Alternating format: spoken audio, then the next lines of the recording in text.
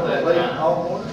I'll send you a note. Oh, Mr. Turner, we are not. Thank you. We call this meeting to order. Mr. Turner, would you lead us in our pledge and our invocation? Credit, please. Father, we thank you for the opportunity that we have to sit as a board, make decisions. Hopefully they are the decisions that are in the best interest of your will, and that they reflect the things that we want to happen within our school district. We ask for this and other blessings that you give us. We thank you for them and ask this in Jesus' name. Amen. Amen. I pledge allegiance to the flag of the United States of America and to the republic for which it stands, one nation, under God, indivisible, with liberty and justice for all. I want to thank Mr. Delaney for making it here this morning. Appreciate the warm welcome. And seeing the host of visitors we have here this morning, I want to say welcome to them also. Hey, Bill. Back in the house. In an effort to expedite things, because her presentation is so short, we're going to renumber these, the order of the agenda. We're going to ask Ms. Barb Rivers to go next, and Mr. Edison will follow her. We're going to reorganize that a little because he has so many things. All right, so Ms. Rivers, if you're available, please come on in. It is indeed short. Last month, board, I came to you guys about putting out an RFP for the single sign-on requirement for district single sign-on for Race to the Top. And so I put out the RFP, and we had a few that expressed interest, but only one replied with a bid. So we still have our rubric and our committee met, and of course they met the requirements. They had all the elements that we need to meet the Race to the Top requirements. So my next request is to award them a bid. It is Stoneware. And that's just the name of their company. They have a representative in Florida, Warren Cardinal, and he'll be working with us directly, getting this implemented in our district. You checked in preferences, any other districts that are using them? Yes. Who's using them? Marion County's using them, and I've got it in my form, the two others, but we actually went to visit Marion County and talked to Scott about it. And what does this cost us? It's going to cost us around $56,000.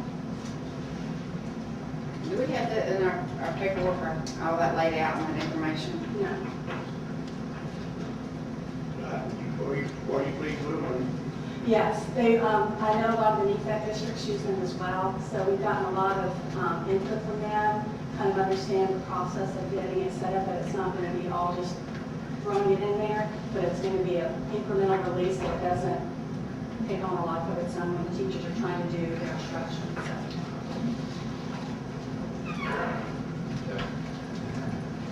What is the pleasure of the group? Move approval for the award of bids of Stoneware. We have a motion and a second. Any further discussion? I just like to read my information before I come about it and have everything in front of me, just so I kind of know before I vote on something. And, you know, that's just my preference, and so I'm sure I do trust your opinion is right, but that's just me. I apologize. That's no problem. Is there any piggybacking on any, like Marion or any other effect of what they're doing? No. It's a standalone within each district. But this is something that, as per you bringing the information to us at the last board meeting, that the teachers, administrators are pretty much in agreement that this program will be very beneficial, and they don't have to have a password for this, a password for that. And it's even will impact the students and their parents as well. It'll be a single sign-on for all when we get it all fully implemented. So yes. Thank you. All those in favor, please say aye. Aye. Any opposed? Say no. Motion carries. Thank you, Mrs. Rivers. Mr. Edison.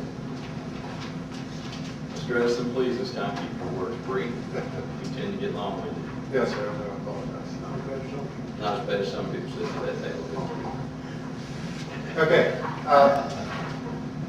you should have received a couple of things relevant to the new Williston High School in your board package, and we later on had to email you a couple of other things. So there's a total of 4 items that we need approval for you today. Just to update you where we are with the new Williston Middle High School, we have a date of August 15th to do a presentation in front of FLDOE and the facilities group, and at that point they will rank us. We are in the top 4 or 5, depending on how you read things. And, but after that presentation, those members doing the presentation will be ranked. August 15th, I believe. Yes, Tallahassee. So to prepare in order to qualify, there's some things that we have to do. And if Mr. Chairman, members of the board, if you'll just let me, I'll go through these 4 handouts. And if you want to approve them individually or collectively, however you so choose to do so. Okay. The first thing we have to do here is you'll notice it's a 5-year survey. This is something that should be emailed out to you. And what this is saying, this is our project priority list. And if you remember, some time back, we had the 5-year survey done. And at that time, one of the recommendations was from the survey was for a new Williston Middle High School and for us to abandon or not use Williston Middle School, Williston High School again. That's an attachment on your. That's what it looks like this right here. Okay. Yes. All right. So the project priority list has to be approved, and essentially it's saying that this is our priority. Okay. The next thing that you should have is a special facilities construction account. And if you can look, the award, if all is approved, is $34,415,425. Okay? And what this is saying, that's what this document right here is. This document says that we have to, in order for us to be able to construct the new Williston High School, we're going to have to qualify for special facilities money because our ad valorem taxes do not raise enough money to meet the $34 million threshold. Okay? So that's essentially what this says. Okay. The third thing here is a not to exceed cost per student station agreement. In other words, we're not going to go over the $34 million threshold. Okay? So we're going to stay within our budget. And the last thing here is the final phase 3 plan certified. If you remember when Paul Stresson came and did a presentation to the plan and everything else, that's what he had, and he's essentially already done that, but we've got to do this at this point again. So that's the 4 things that have to be done, and any questions on either one of those? I was scared to ask this question the other day, but where does Dixie County fit in this equation? They're not going to reapply, or what's the deal? They actually withdrew their application. They are no longer applying for special facility funding at all. That's good. I mean, bad for them, good for us. Well, we anticipate being ranked first or second, and I don't think as long as we're 1 or 2, I don't think it will make a whole lot of difference. The other one that sent real need is Washington, and they are after a elementary school, and of course you can build a new elementary school for $15 million, and so therefore we're in good shape. Now, Jeff, the initial cost of this thing was projected to be $50 million. Yes, well, what has happened is they've gone back and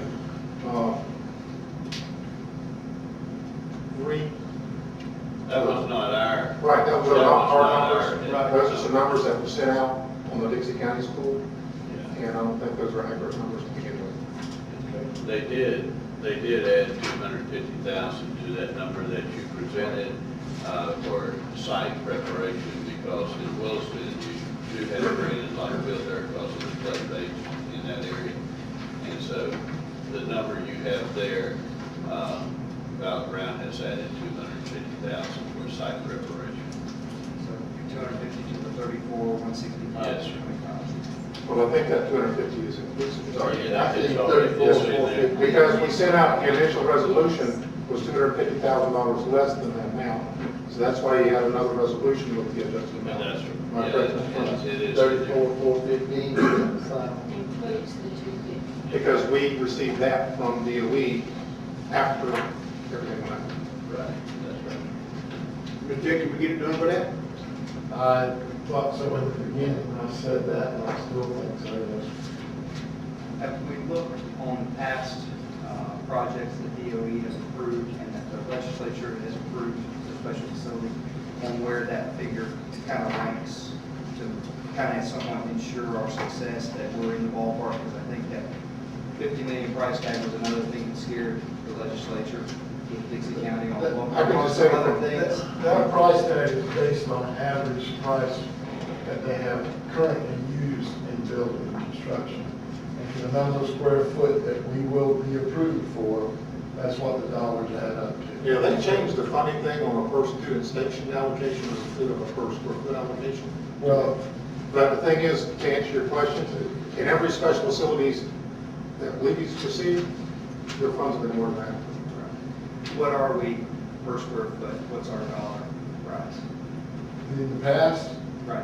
I think we built this high school out here for about $115. Okay, so what about this project? I don't have the square footage per dollar. This is per student This is station. per student station.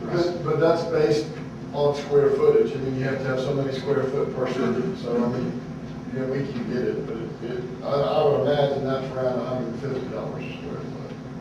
I just want to make sure, comparing with what the projects that have been approved through the legislature, that we're real close ballpark of what there's projects that are approved, square footage and per student, and what this project is. Mr. Carroll, there wasn't anything approved for the last 3 years until this past year when they did Glades. Right. And actually, they had approved Dixie too at one point in time, not quite to the finish line, but the Glades is the only one in the last 4 years that's been approved. And they were somewhat less, but, that's a really small, school and, and again, it's based on the same calculations that they presented to us. I'm just making sure that we dot all our i's and cross all our t's to cover, so. We will actually know before construction begins because we're going to go out to bid and have those numbers. So we're going to be. Will we have it before we go to the August 15th? No, sir. No, sir. But no, sir. You don't have that until we. We don't have the final drawings and stuff to present to the contractors for bid. But we won't have to accept the bids if they don't fall within those numbers. Can't accept the bid unless they follow that. So basically, DOE tell us how much our school should cost. That basically what the deal is. Yes. And it's never cost that much in the past.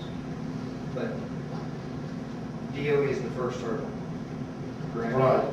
We have to get the funding before we can do anything. Right, that's the big hurdle in making sure that we're paving our way with the legislature. So are we still dotting all our i's and crossing all our t's as far as you know? Yes. That's what you do at this Northeast Board. Okay. This has to be These are done four before dots. August the 1st. And, that's the reason why we have to have approval this time. And then, August 15th, we'll go to Tallahassee and make our presentation. Chair, I move approval of these three board agreements. Thank you, Mr. Turner. Do I hear a second? Motion been properly moved and second. Is there any further discussion or question? Seeing none, all those in favor of the resolutions presented, please say aye. Aye. Any opposed, say no. Motion carries. Thank you. Please continue, Mr. Evans. Okay, we have an assortment of board policies that have been reviewed and some recommendations for changes, and I need to just go through each one of these for you. And at the end, I guess what we need to do is have an approval to advertise these policies. And I'll be bringing back to you, what, 3 more meetings for approval? Our 20. Okay. And the only thing I need to know to do is just go through them one at a time. Some of them are just nomenclature changes.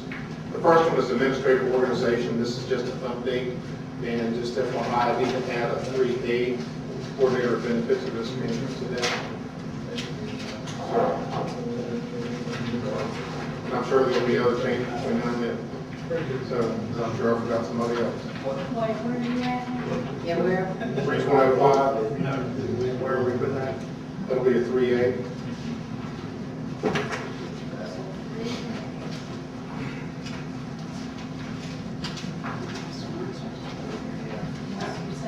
I just need to add coordinator of benefits and risk management to that.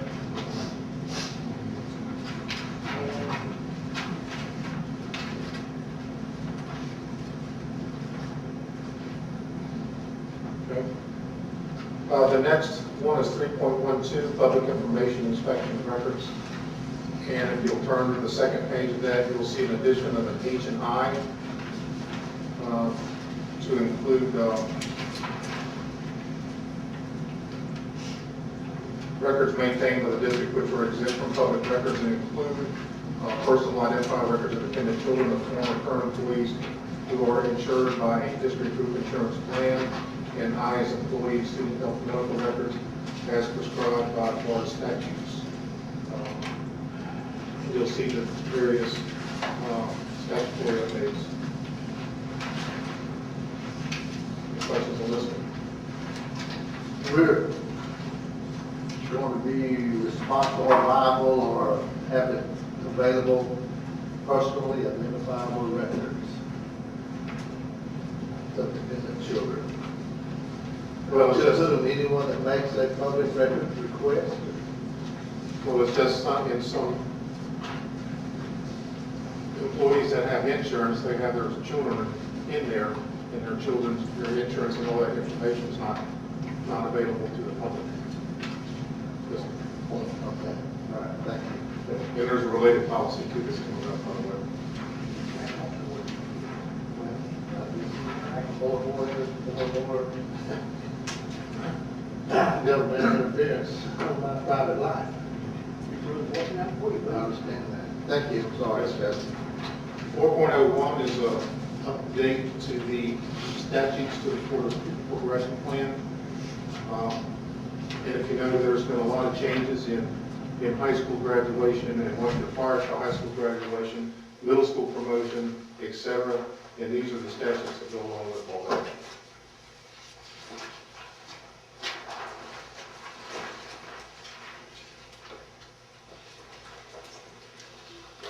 .05 is a change in examinations, and I need to ask you, because I don't know if you received this or not. In your number 4, does it have a blue strikeout or a strikeout?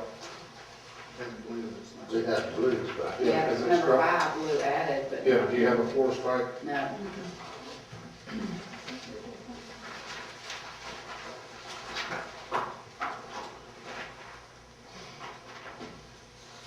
So we need to just, On the back page, it says formatted, strike through, looks like statutory 1006.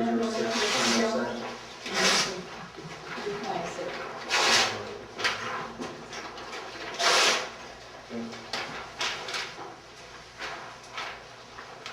On 4.05, print 4, we're striking the language, it is generally agreed that examination should count 1/4 of the final grade. Okay, and I'll come back to that in just a second. And we're adding print 5, essentially this is a statement about the EOC. And what this means, 4 and 5 taken together, is when the state sometimes tells us when we have an independent exam and how much it will count. Okay, and that's what essentially 5 says. And in number 4, what's happened here is many of the teachers nowadays are counting the exams 20%. Is that correct, Ms. Barr? Yes. 20% on the stuff, and that's how a lot of things in Skyward and the grade book, it's set up to automatically count, so 20%. So either in most cases, and still teachers have the flexibility to do what they want to do, to count on what they want, that what's going on right now, what's happening in our schools is most teachers are counting the exams as 20%, unless it's an EOC that says this is how much we should count. And that's essentially what we're trying to clarify this language here. Now, that's not a new deal, because I remember I used to have to do that. Right. 40% for the first semester, 40% for the second semester, and 20% for the final exam. Am I right about that? Yes, sir. I remember that. Yes, sir. Yes, sir. So that's the way it's been. Yes, sir. And number 4.06, any questions further by on exam 4.5? We're just trying to get pupils' aggression to agree with your amendment, that's all. This may be a problem there. We might have a problem. 4.06, you'll see some language that's stricken that applies back to years and years ago. In old graduation, grade point average is 1.5. In further reading this, I think we need to take this back. Let me put it this way. The last four sentences that start with the word for, it says, for those students entering ninth grade in 2000 and subsequent years, all courses will be included in GPA calculation for graduation, except those who take an undergrad forgiveness provision outlined in the student progression plan, section 6H. I think we need to retain that language. So I would like to unstrike that. For courses taken after July 197. Basically, that all courses count in the GPA. So, you'll tell me again where we're unstriking, where it says. It starts with the sentence that starts with the word for, the last four sentences of the, Okay. entering in ninth grade, 2000 and subsequent years, all Yes, sir. courses.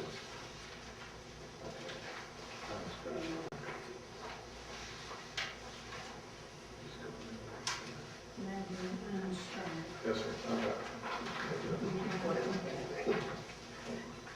Leaving the effective with the 96, 97 freshman and subsequent classes stricken, or? is that- Yes, sir, I believe that's good.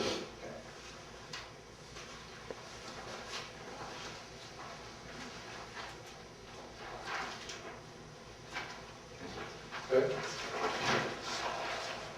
And 4.141 is a policy that must be reviewed every year. There are no recommended changes to this policy, but it must be reviewed and approved by the board every year. The wellness policy. It was probably the first one. It's the first one. Yeah. This is just the same thing? Same exact policy. It has to be reviewed every year by the board. Absolutely. 5.02, student assignment. This has been a practice that we've always had, but it has not been a policy. So I just want the board might want to add this. And the administration felt the board wanted to add this. So in other words, the board saying that if their student is expelled from anywhere else, we're not taking them.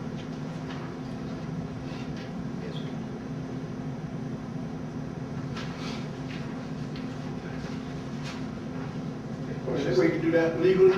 Yes, sir. That's your choice. We're already doing it, right? We've been doing it. So, It's been a practice. so if someone comes that's been expelled in another district, what would be the procedure then? If there's a kid that made a mistake? We generally follow the other district's recommendation. In other words, if they were placing them in an alternative ed program, we placed them in our alternative ed. If they wrote in there that they were to be completely expelled until a clean drug test, that's what we follow. We have in the past always generally followed the other district's guidelines, and we will continue to do that. The other district do the same for us. There may be one or two exceptions, but out of 67 counties, probably 65 of them do. Yes, sir. Mr. Anderson, what's been the practice under Part 5 policy when you have a student who's desiring to enroll in school and they're not with their custodial parent? How does that typically play out? Well, you have down here in print 6 that the superintendent may consider a power of attorney or temporary basis based on extenuating circumstances after investigating the situation. Is that generally what happens? get the student in school and paperwork or follow on shortly after? Again, you check into the situation of what's going on. A lot of times, It depends on the age of the student and circumstances surrounding it, and us being able to verify some of the things that they're telling us. We have gone both ways. If 16, 17-year-old comes in, they parent lives in California, whatever, and they don't have a legal guardian here, we're going to want some documentation on why that child is here. But if it's a 7-year-old that comes in and the aunt doesn't have all of the legal documentation, we give them a timeline. In 3 weeks you must produce guardianship or power of attorneys and so forth. But depending on the situation is how we go. situations that we've often run into is that the student will get in trouble in another county, it's fixing places disciplinary consequences. And so therefore they'll move over with an uncle across the county line and want to go to school in our school. And we don't want somebody else's problem. Other times we've got somebody that's, a parent that's had cancer and they need to go to the Mayo Clinic for 6 months. And they need to stay with grandma. That's another issue. In light of listening to our other explanations here, if they're assigned an alternative school, we would allow that to occur in Levy. Do we need to expand the writing on parent 9 to include that? But right now, we're saying that they have been expelled from another school, they shall not be permitted to enroll here. Exposure means different things in different counties, I agree with that, but, they would not be allowed, if they were expelled in another county, they would not be allowed to enroll in their regular school setting. We could change the wording on that, if it's not clear.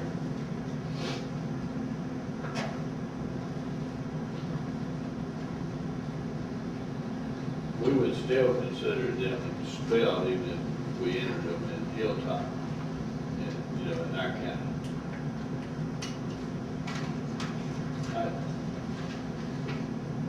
Trying to make it clear You're for right, all of us right, I understand. to deal with. Something like the district will honor the expulsion orders from other school districts.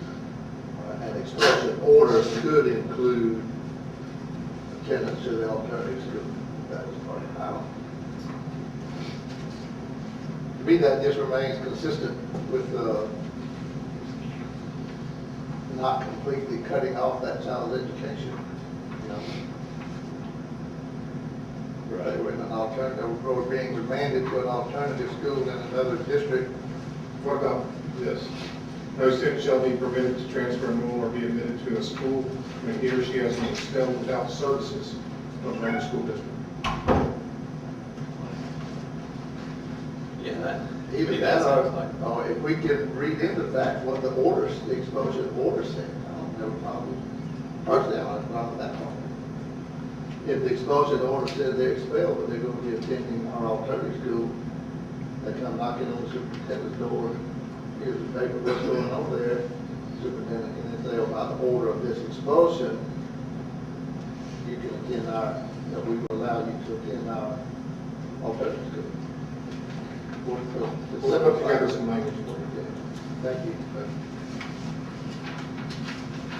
5.021, this is just a statutory update. I have one question on that. How could you be a parent of a homeless?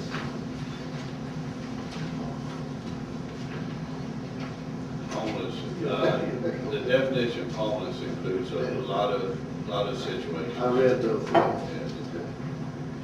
Sorry, Mr. Judge. It's okay, sir. 6.20, this is a policy referring to sick leave used by family members or employees.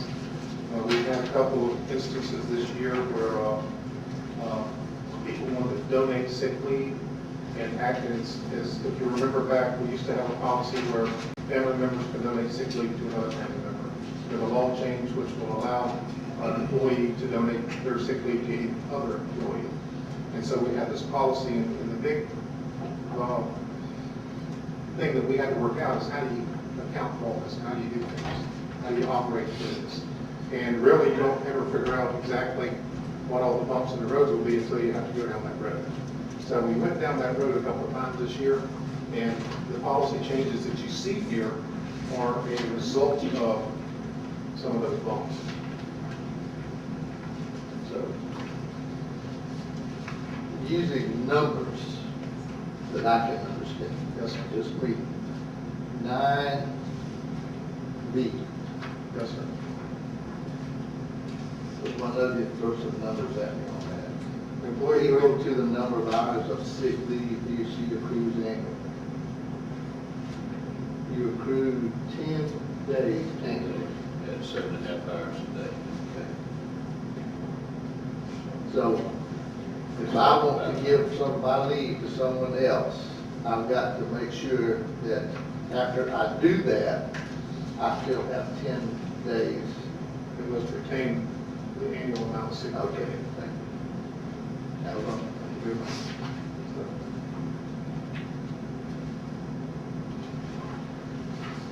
So I guess for me here, we could never drop below 10. Yes, sir, however many hours that is. Or if it does, I can't give any. Right, you can only give to that, that's your threshold amount. That's all you have, you can't do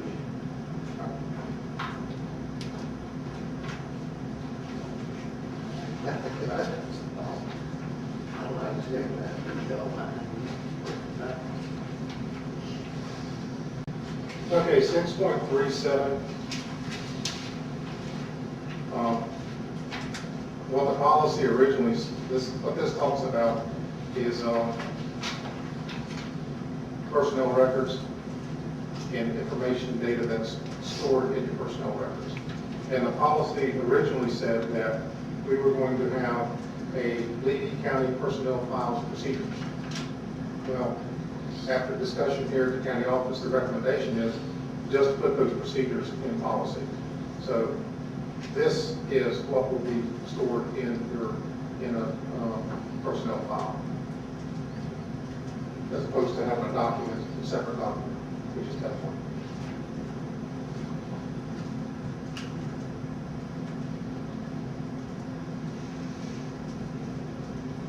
Ms. Dean, you can back up at any time. Pretty much, we follow that anyway, that's our procedure, so just clarifying it.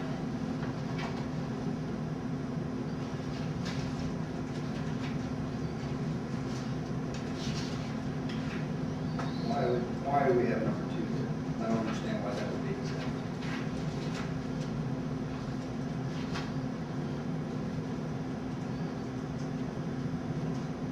It's in the statute.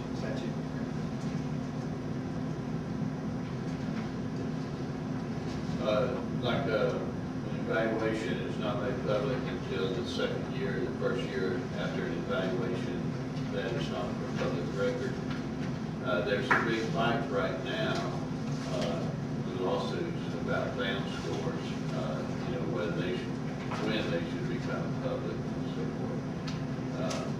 One of the newspaper Camp Tribune, I believe, has about a lawsuit in Hillsborough County. But, and then the rest of it, we don't put anonymous letters, and keep those that we get them from time to time, things about teachers or administrators. We don't file those. Well, we do have a file form, but it's shredder.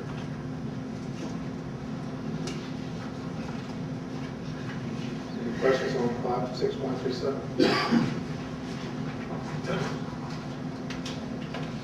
6.43 is just statutory updates.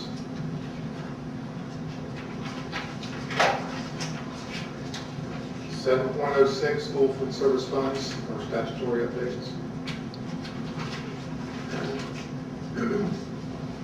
7.24 is a new policy that we're asking you to consider. It's called hospitality funds. Mr. Clemens, you can probably explain this more eloquently than I can, but here at the district office, we do not have any discretionary funds to use for any occasion to do something with. So everything that we do actually comes out of our pocket, actually. And so what this is, policy says is that if we have funds that fall into the categories in here, we can use them to buy food or whatever else for public relations purposes.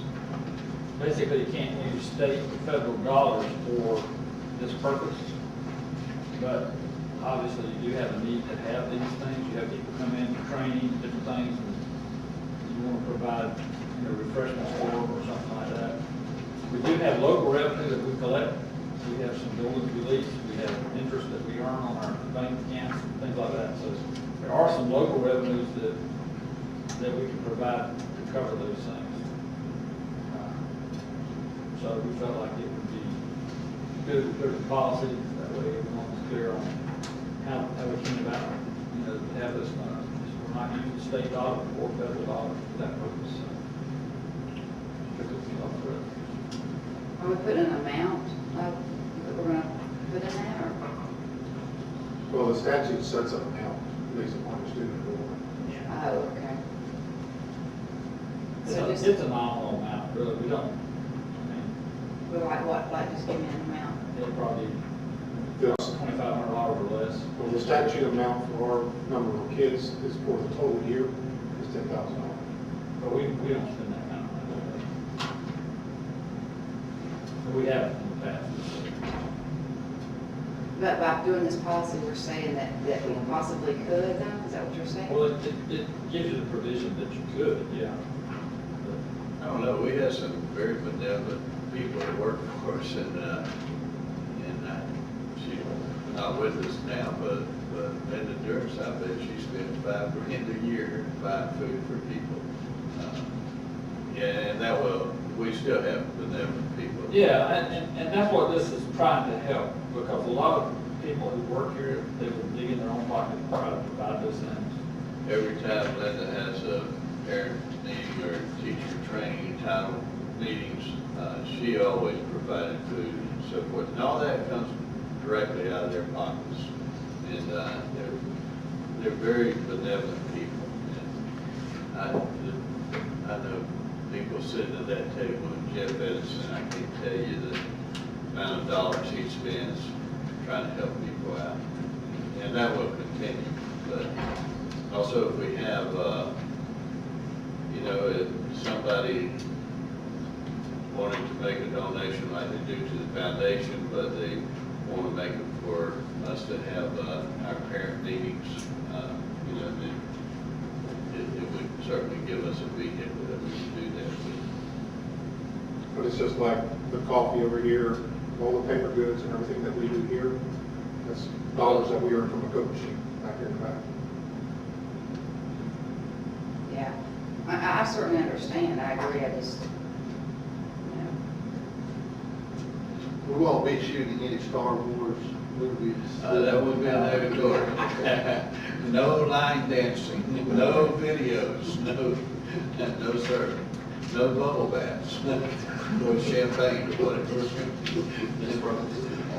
I would also say that just sort of philosophically, as you're drafting policies, certainly the board could insert a number here, but if the board policy, if the State Board of Education rules or the statutes changed, now we've got a policy that's not in line with the statute. And so if we picked a number that perhaps you were comfortable with that was different than the state number, a lower threshold, we would always have to make sure that that stayed in line with the state rules in case they ever changed them. So it's a little more of a administrative headache from a policy perspective. You keep your policies in line with the state statute rather than just referencing. We're going to not do anything more than the statute. right, I understand the point of that.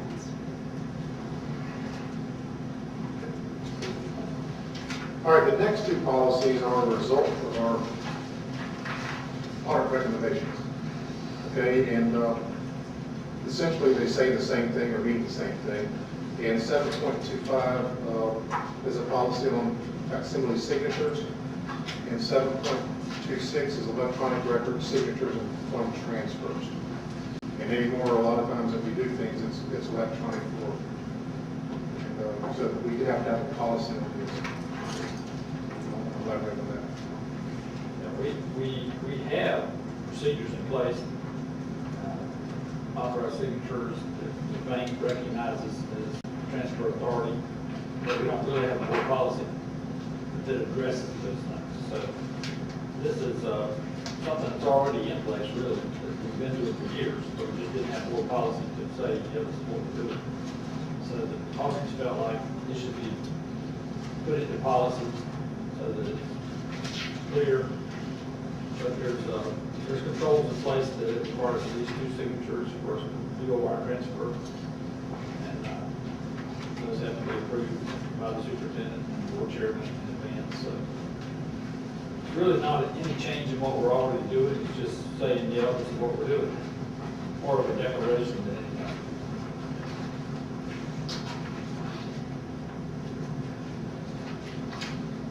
Nine point oh six is just a change in nomenclature for the school bus driver and the licenses that are required nowadays.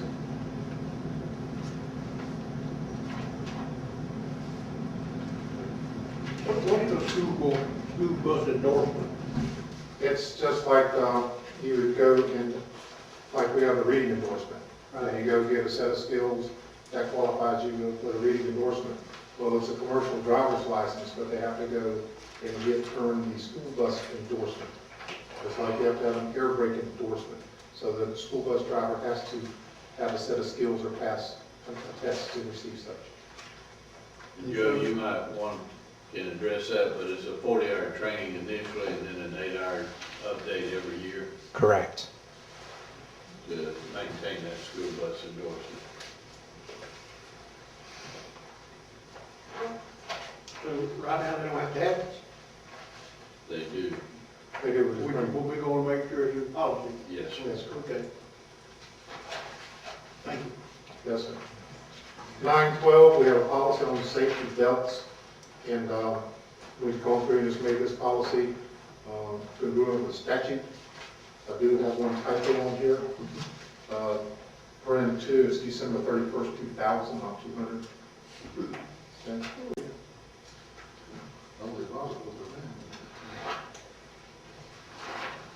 But that, just FYI, that is statute. That is statute 316.6145.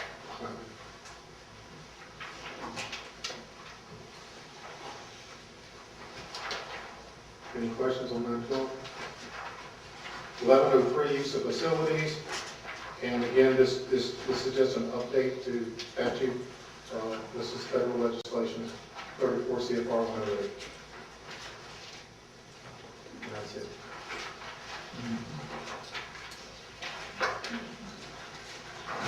I just need your permission to advertise any and all of these policies. So moved. Second, Have a motion and a second. Any questions on does this mean now that we'll not have to be going through the entire school board policy book? Absolutely I not. figured that. I want to make Just sure kidding, you're right? still awake. Yes, just kidding. that? We have a motion and a second with the noted changes on these, for Mr. Edison to advertise. All those in favor, please say aye. Aye. Any opposition, say no.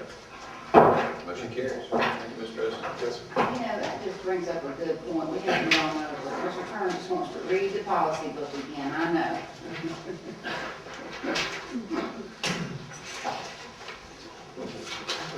All right. Actually, we do those readings from 5 to 6 o'clock every Monday morning. Yeah, that's right. Anybody that would like to join us in conference room A, the readings are certainly welcome. That sounds like a good time. Okay. All right, has everyone had a chance to read over the minutes of the June 18th meeting? Are there any changes to the minutes? Do I hear a motion we approve? I so moved, Mr. Chairman. Do we have a second? Second. You have a motion Seeing none, all those in favor say aye. Aye. All opposed say no. Motion carried. Moving on to the consent agenda in addition to, are there any changes? Let's see, I think I do have a change.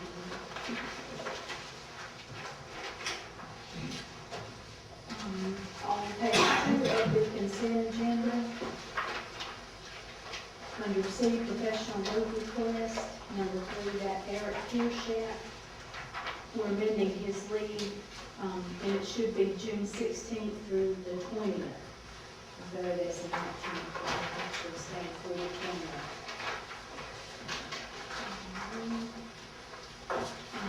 Then on page 3, top of the page, for the Florida DOE Common Core Training, Hilltop, we're taking out more out, just delete that. And then on the last page 4, under E, recommendations, number 11, Aaron Darmody is coming off.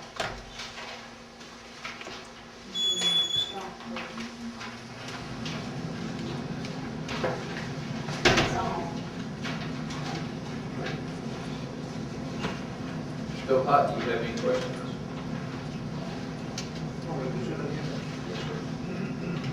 That's why I see here where Mr. Connor is actually wrong. We're going to replace him. Yes, sir. In fact, it's over. And that was kind of, Page 2. Top of the page. What was? Replacing Joe Connor. Oh, yeah. Over John. Oh, yeah. let me, that might need some explanation. We advertised for his replacement. Ted, you may want to make mention to this too.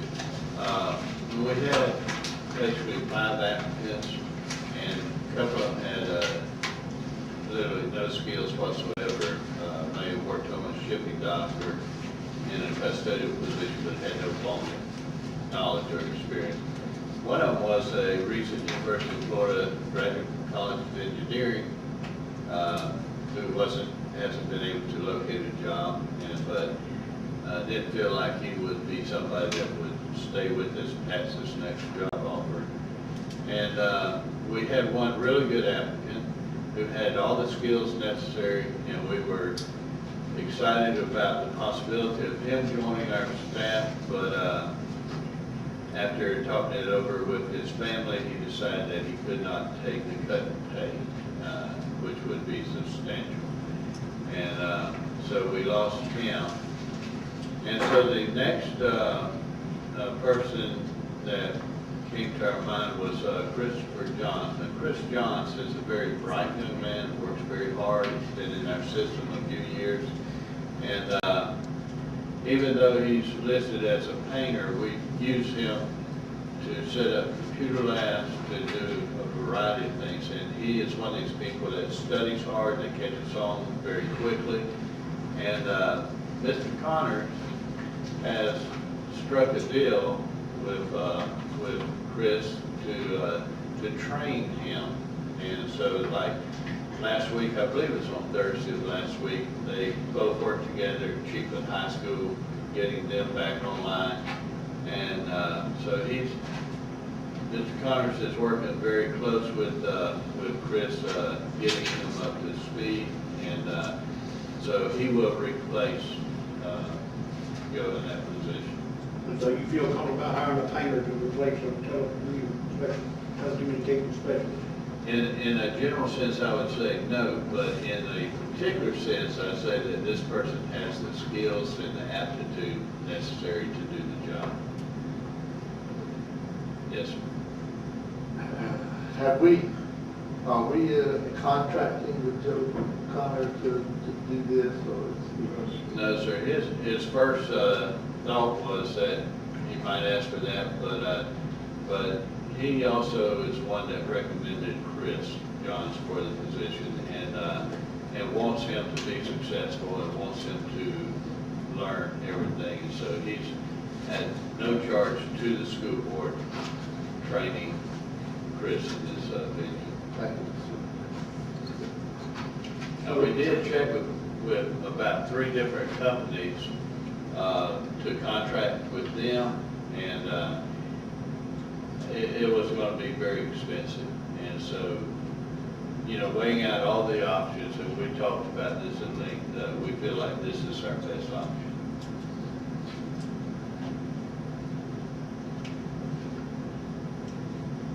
So, the only thing I'm worried about is what's gonna happen to this stuff while we train on this new. I mean, you know, because I know there's gonna be a lot of stuff going on. Yes, go ahead, Ted. Mr. Philpott, we've had lightning strike, knock out senior key phones and partially chief already. Chris has been able to put them back up and running, and he's also built a computer lab complete to date, and he's working on a second one as we speak. The young man's bright. I wouldn't make a recommendation if I didn't feel like he could handle it. But we've also had a provision or understanding with the superintendent, if it don't work out by the beginning of school, then we'll contract it out. But we're gonna be contracting out for considerably more than what we're paying now. But he's been able to keep up with it from scratch, so I got full confidence that he'll be able to do it. Okay, thank you. I too was very worried the first of July, very concerned about this. But I'm not as concerned now because I really feel like we got a young man in place that will stay with the school board, that will work hard and get the job done. So I'm very comfortable at this point in time. Thank you. That's all I have, Mr. Chairman. Mr. Turner?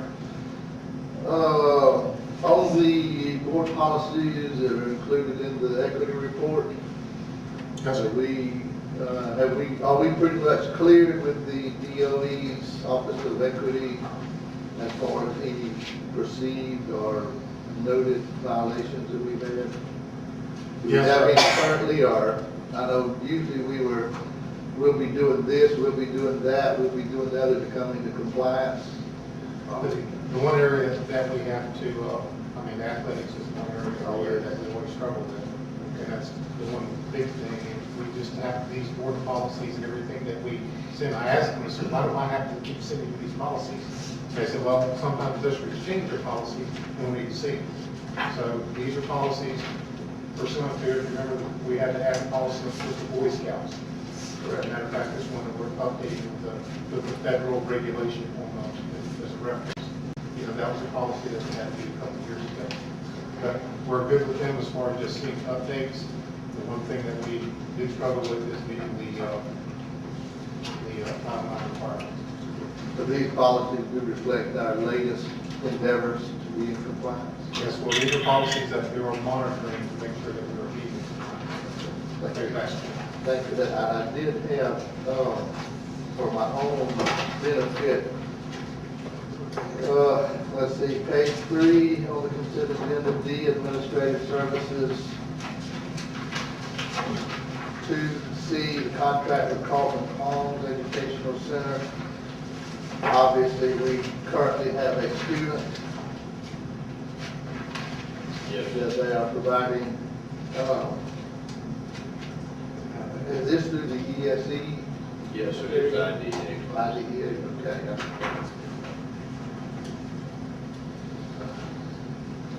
Paper project 11022. That's actually general fund. Yeah. But it is an ESP student. Okay. So that's kind of what threw me when I saw it was a general fund project number, but it's ESE, totally understanding. And F, under the same page. Yeah, we don't have a district behavioral specialist, and so we have contracted with the University of Florida. We did this since last year also, and they provide services a little better than 1 day a week that are different schools, maybe 1.5 days a week. Mr. Superintendent, is this dealing now with individual students or with the general BDS program? General students. Student. Thank you, and that was all I had. I appreciate your answers. Thank you. Mrs. Ricketts? In line with the contracts, have there been any major increases, decreases, or changes in the contracts? Not in the NEPAC contract? Well, in any of the contracts, as I know this is the time we approve them all, but I mean, any major cost increase on the contracts. Maybe there's been decrease, something like that. Most of them, except for the Lincoln County Health. Yeah, right. We did increase our contract with them for $20,000. Their budget has been reduced, and they found it necessary to reduce the number of nurses aides that we had in our schools unless we increase their budget. And so with the I won't say problems, but with the infirmities that the students come to us with nowadays, needing feeding tubes and so forth, I didn't feel like we could reduce the number of nurses that we have in our schools and the amount of students that they see on a daily basis. So I did agree to increase the funding to the Lincoln County Health for $20,000 over last year. And Mr. Hastings, I didn't ask this earlier, but it's the agreement with the job description. I mean, we have two assistant superintendents. We just have to change the job description.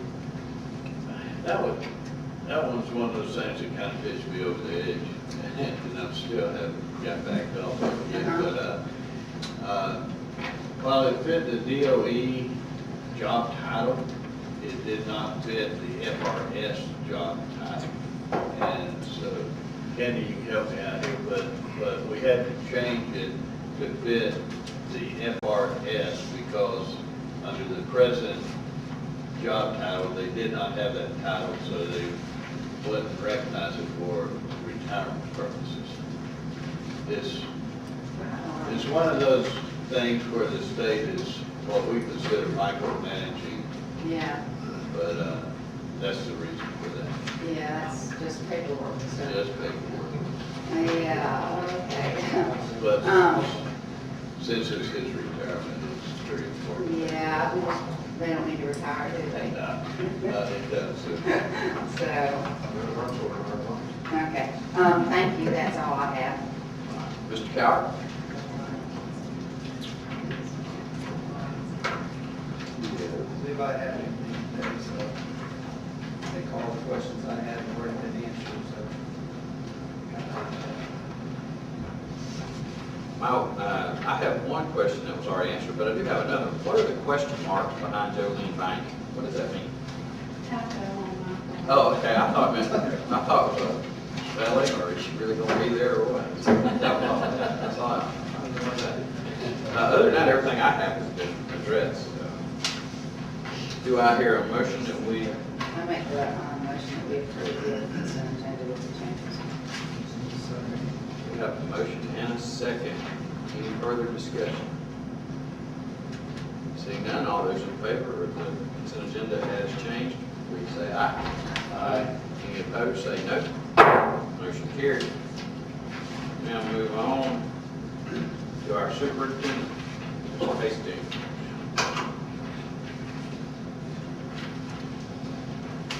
Thank you. As y'all realize, and not everybody in the community realizes, that the summer is a very busy time for school board personnel. And we have a lot of things going on, and not only in construction, getting things in place, computer labs, and buses maintained and attended to, but we have a lot of trainings that's going on too.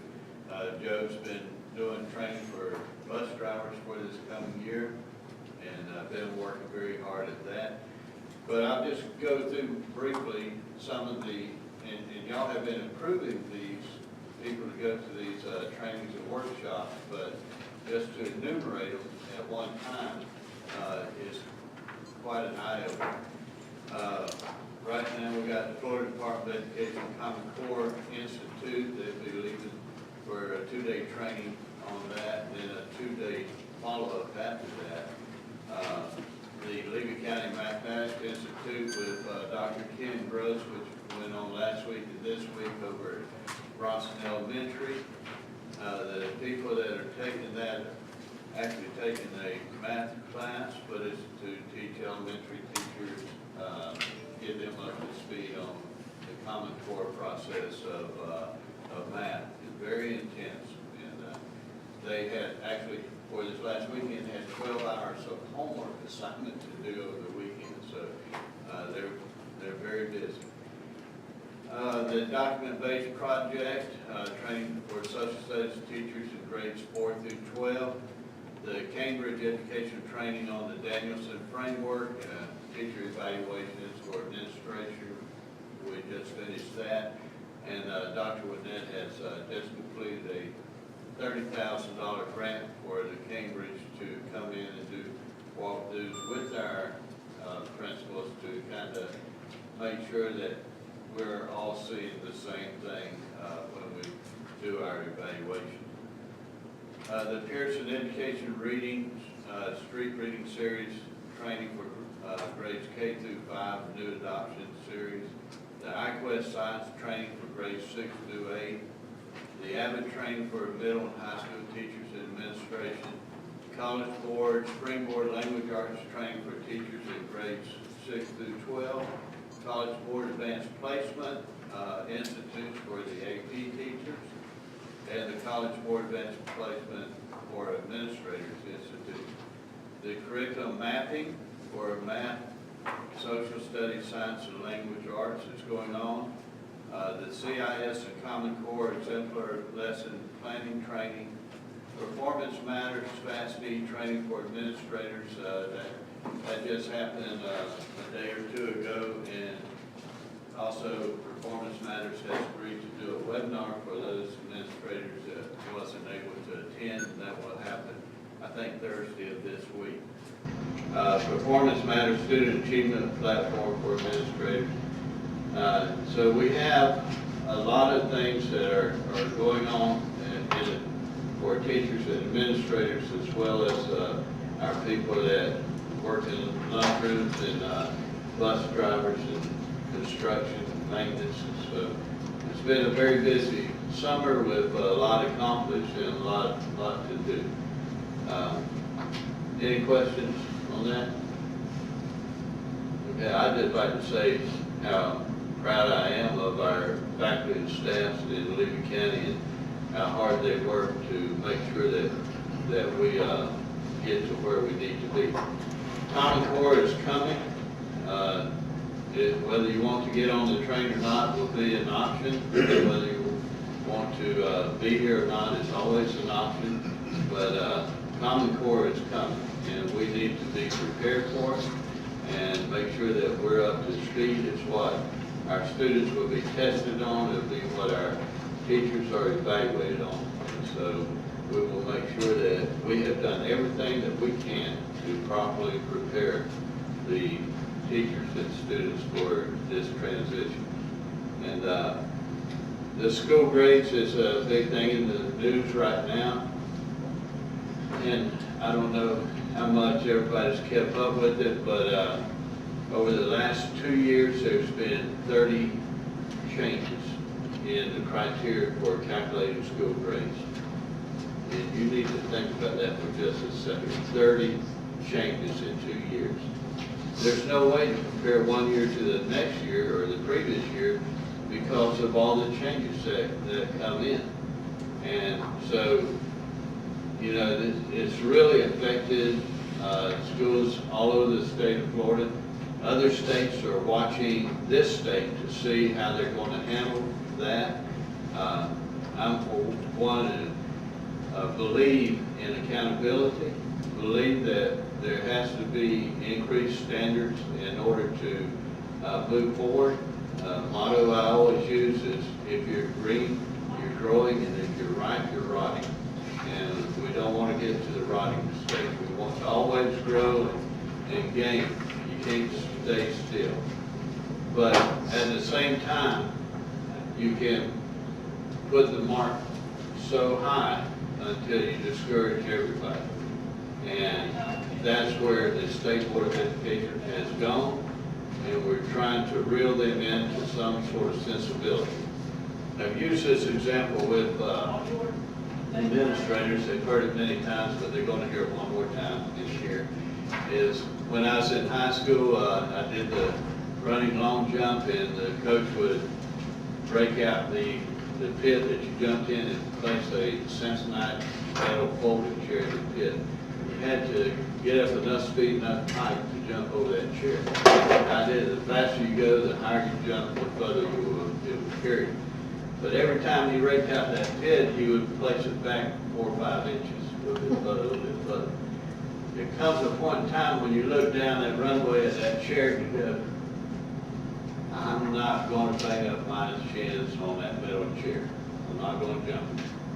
And because you can get it just out of sight. And you got to be careful about raising the bar to still make it realistic. And that's what we are encouraging the state board to do. Raise the bar, hold us accountable, but make it realistic. And so there's a meeting at 10 o'clock this morning going on right now with the state board. Mr. Bennett is making his proposals, and while it certainly would not be everything I would include in my proposals, you have to understand that Mr. Bennett actually works for the State Board of Education. He does not work for the superintendent, but he does listen to us. So I do think that some sort of common sense would come out of that meeting today.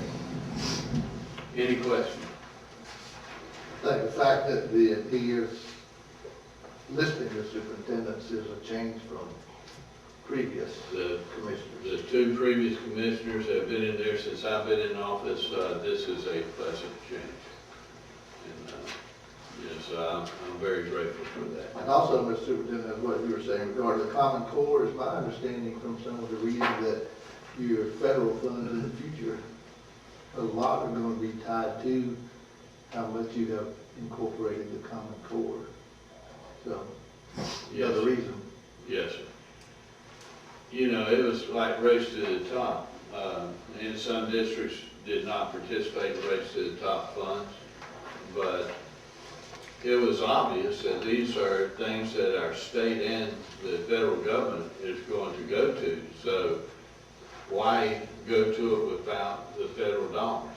And it would have been very difficult for us to survive the train wreck that happened last year had we not had those federal dollars to bank to make it possible for us to get through last year. I don't want to steal Mr. Clemens' thunder, but last year we spent over $2 million more than what we took in. If we hadn't had a reserve built up to make that possible, it would have been a very difficult year for Lee County. Anything else? Thank you. Thank you, Mr. Hastings. We'll move on to board comments.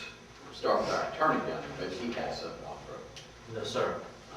Good enough. Mr. Coward. Seems like this is the first time since I've been back from DC, and I've read the minutes that thank the superintendent for mentioning Cedar Key and what they did with the sportsmanship award. I know that's always a positive thing. I had the opportunity to talk to our principal in Cedar Key, our new principal in Cedar Key yesterday, and just very excited about some of the things that she's got going on and the direction that Cedar Key seems to be moving forward. And also with that, I went back, if anybody hasn't, I know Cameron mentioned it, but I watched Sarah Trim's address on the website. And if that doesn't give you chills and let you know what positive kids and what bright kids we have in Levy County, then you need to open your eyes. So thank you very much for all the hard work this summer. So all the staff there. Very well. Thank you. And the DC trip was fabulous. Cameron, you're gonna love being on that bus next year. So it's the best thing. I mean, 3 days obviously we're moving pretty fast, but those kids got to do some amazing things. My daughter was able to talk to a survivor of the Holocaust and sit there and have a 10-minute conversation with somebody that survived it, and that was just kind of surreal to see the tattoo on her arm and see some of the things and her tell of her childhood and how she escaped. So it was kind of just, we don't realize how good we have it sometimes. So and I tried to impress that amongst my daughter. So I'm very thankful for the sheriff's office and the SROs that put a lot of time and effort, and our district, our teachers that are safety sponsors. Absolutely. Thank you for mentioning that too. And I also want to, extend a thank you to Ted Yoho. I did write him a letter. The first time a congressman has met with our students from Levy County in several years. I don't know the last time, but it hasn't happened recently. And for him to make sure that he's available to our kids was a great effort on his part. Much appreciated. And he was in Cedar Key that weekend, so out on the claims. So he's still in our district working hard. Yes, sir. Is that it, Mr. Barrett? That's it. Mrs. Brookins? I don't have anything No bike ride. Mention Mr. Turner. I probably should have brought this while we were doing the consent agenda, but it's my understanding that we have approved re-signing with the sports insurance for minimal or no increase. No increase. No increase. Yeah, that is amazing. And I'm glad you brought that up, because to not have an increase in sports insurance costs this year, is fantastic. We actually had been told from more than one source that we could expect not just an increase, but a significant increase. So when the agent got this information, he called right away and said, get it done, so that they can't change their mind, so. But we do have a large percent of our students participating in these extracurricular type events. And the board has always been generous in not charging them to pay for their sports insurance. And Yes. this covers not just sports, but it covers FFA, clubs, band, cheerleading. It covers all of our sanctioned extracurricular activities. I would like to say that FFA is not extracurricular, it's intracurricular. Okay. Didn't do it. No, that's about it, the year week, but I'm looking If- Everything DOE says is gospel, correct? that's what seems to be like, it must be true. Mr. Philpott, this coverage only covers extracurricular activities. So, in this regard, FFA, we are hoping will be extracurricular. Doesn't cover your class time. Sorry. Okay. Don't agree with that, but that's okay, I understand. You still won't be covered. Yes, it won't be good, but intracurricular. Or it should be intracurricular. And Mr. Superintendent, have we set a time, or are you looking to set a time for the administrative August the 8th. office day? You should be getting information on that shortly. It's in the planning stages right now. That's really the only thing I have set is August 8th. That's where it's got to start there. Administrative. And since we passed the policy as we did a while ago, I'm sure Ms. Brookins will donate some of her money, some of her special funds to. Actually, Ms. Brooks is now a restaurant entrepreneur, whether she wanted to be or not. So, I'm sure that there's Sure. non-events or something. That's right, that's it. That's Brian Brisbane, Price Room. We all know about that. Thank you, Mr. Chair. All right, Mr. Philpott. I have nothing to say, Mr. Chairman, thank you very much. Thank you, Mr. Philpott. I have nothing either, except Ms. Pam has given us our schedule for our school visits. We've all made a strong commitment to do those, to complete this closure. Other than that, I don't have anything. We are about to adjourn this meeting. We're going to take about a 10-minute break, and then we'll reconvene on our special meeting, Mr. Clemens here, budget workshop. If that is all, meeting is adjourned. Thank y'all.